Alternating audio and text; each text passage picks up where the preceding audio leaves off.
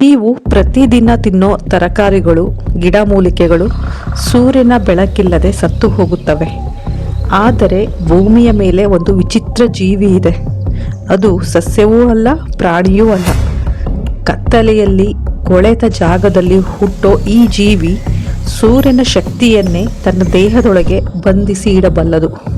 ಮನುಷ್ಯನ ಚರ್ಮ ಸೂರ್ಯನ ಬೆಳಕಿಗೆ ಹೇಗೆ ಸ್ಪಂದಿಸುತ್ತೋ ಹಾಗೆಯೇ ಸ್ಪಂದಿಸೋ ಒಂದೇ ಒಂದು ಆಹಾರ ಈ ಪ್ರಪಂಚದಲ್ಲಿ ಇದ್ದರೆ ಅದು ಮಶ್ರೂಮ್ ಮಾತ್ರ.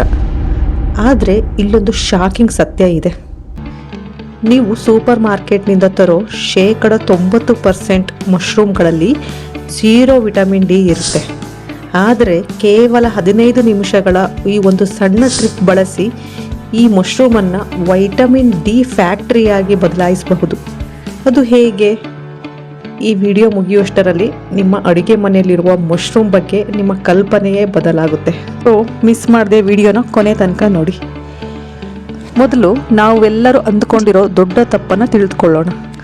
ಮಶ್ರೂಮ್ಗಳನ್ನು ತರಕಾರಿ ಅಂದ್ಕೊಬೇಡಿ. ಸೈನ್ಸ್ ಪ್ರಕಾರ ಇವು ಸಸ್ಯಗಳಿಗಿಂತ ಹೆಚ್ಚಾಗಿ ಮನುಷ್ಯರಿಗೆ ಮತ್ತು ಪ್ರಾಣಿಗಳಿಗೆ ಹತ್ತಿರವಾಗಿವೆ.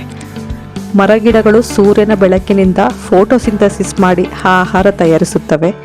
ಆದರೆ ಮಶ್ರೂಮ್ಗಳಿಗೆ ಸೂರ್ಯನ ಅಗತ್ಯವೇ ಇಲ್ಲ. ಹೌದು, ಇವು ಕತ್ತಲೆಯಲ್ಲೇ ಬೆಳೆಯುತ್ತವೆ.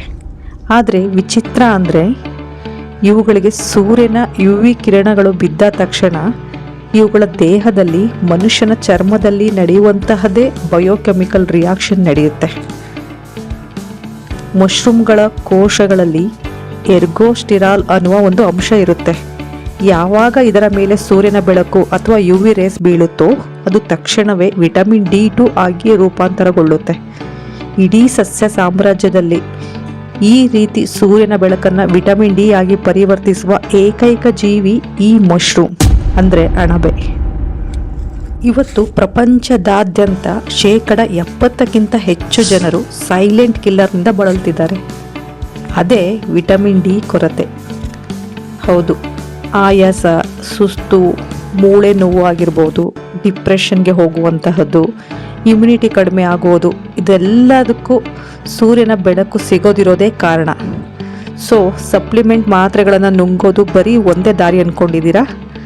ಇಲ್ಲೇ ಇರೋದು ನಿಜವಾದ ಮ್ಯಾಜಿಕ್.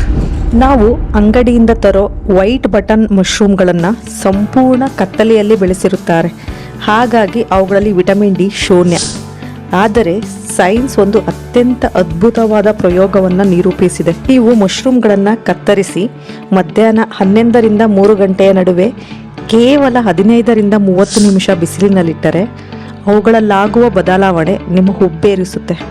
ಹೌದು, ಬಿಸಿಲಿಗೆ ಒಡ್ಡಿದ ಮಶ್ರೂಮ್ ತನ್ನ ವಿಟಮಿನ್ ಡಿ ಪ್ರಮಾಣವನ್ನು 400 IUನಿಂದ ಉದಾಹರಣೆಗೆ 2000 IUಗಿಂತಲೂ ಹೆಚ್ಚಿಸಿಕೊಳ್ಳುತ್ತದೆ.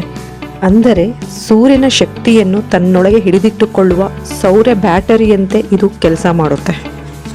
ಇಷ್ಟೇ ಅಲ್ಲ, ಮಶ್ರೂಮ್ಗಳ ಬಗ್ಗೆ ಸೈಂಟಿಸ್ಟ್ಗಳು ಬೆಚ್ಚಿ ಬೀಳಿಸಿದ ಇನ್ನೊಂದು ವಿಷಯ ಗೊತ್ತಾ? ಕಾಡಿನ ಅಡಿಯಲ್ಲಿ ಮಶ್ರೂಮ್ಗಳ ಬೇರುಗಳು, ಇದನ್ನು ಮೈಸೀಲಿಯಂ ಅಂತ ಕರೀತಾರೆ, ಇದು 100 ಕಿಲೋಮೀಟರ್ ಹರಡಿಕೊಂಡಿರುತ್ತವೆ. ಇವು ಬರೀ ಬೇರುಗಳಲ್ಲ, ಭೂಮಿಯ ನ್ಯಾಚುರಲ್ ಇಂಟರ್ನೆಟ್.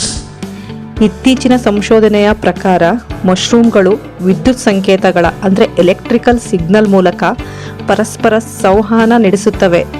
ಇವುಗಳ ಬಳಿ ಸುಮಾರು 50 ಪದಗಳ ಭಾಷೆ ಇದೆ ಎಂದು ವಿಜ್ಞಾನಿಗಳು ಪತ್ತೆ ಹಚ್ಚಿದ್ದಾರೆ. ಅಂದರೆ ಅಪಾಯ ಬಂದಾಗ ಅಥವಾ ಪೋಷಕಾಂಶಗಳು ಸಿಕ್ಕಾಗ ಇವು ಇಡೀ ಕಾಡಿಗೆ ಮೆಸೇಜ್ ಕಳಿಸುತ್ತವೆ.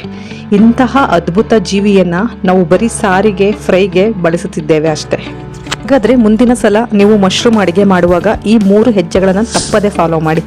ಫಸ್ಟ್ ಈಸ್ ಸ್ಲೈಸ್, ಅಂದರೆ ಮಶ್ರೂಮ್ಗಳನ್ನು ಸಣ್ಣಗೆ ಕತ್ತರಿಸಿ. ಸೆಕೆಂಡ್ ಈಸ್ ಸನ್ ಬಾತ್, ಅಂದರೆ ಮಧ್ಯಾಹ್ನದ ನೇರ ಸೂರ್ಯನ ಬೆಳಕಿನಲ್ಲಿ 20 ನಿಮಿಷ ಇಡಿ. ದೆನ್ ಕುಕ್, ನಂತರ ಅಡುಗೆ ಮಾಡಿ ಬಿಸಿ ಮಾಡಿದರೂ ಅದರೊಳಗಿನ ವಿಟಮಿನ್ ಡಿ ನಷ್ಟವಾಗುವುದಿಲ್ಲ. ಇನ್ನು ಮುಂದೆ ಮಶ್ರೂಮ್ ಅಂದರೆ ಬರೀ ಆಹಾರವಲ್ಲ, ಅದು ಸೂರ್ಯನ ಬೆಳಕನ್ನು ತನ್ನಲ್ಲಿ ಬಂಧಿಸಿಟ್ಟಿರೋ ಪ್ರಕೃತಿಯ ವಿಸ್ಮಯ. ಈ ರಹಸ್ಯ ನಿಮಗೆ ಮೊದಲೇ ಗೊತ್ತಿತ್ತಾ? ಕಮೆಂಟ್ನಲ್ಲಿ ತಿಳಿಸಿ. ಇಂತಹ ಇನ್ನಷ್ಟು ಮೈಂಡ್ ಬ್ಲೋಯಿಂಗ್ ಫುಡ್ ಸೈನ್ಸ್ ಫ್ಯಾಕ್ಟ್ಗಾಗಿ ಈಗಲೇ ನನ್ನ ಚಾನಲ್ನ ಸಬ್ಸ್ಕ್ರೈಬ್ ಮಾಡಿ. ಆರೋಗ್ಯವಾಗಿರಿ. Thank you so much.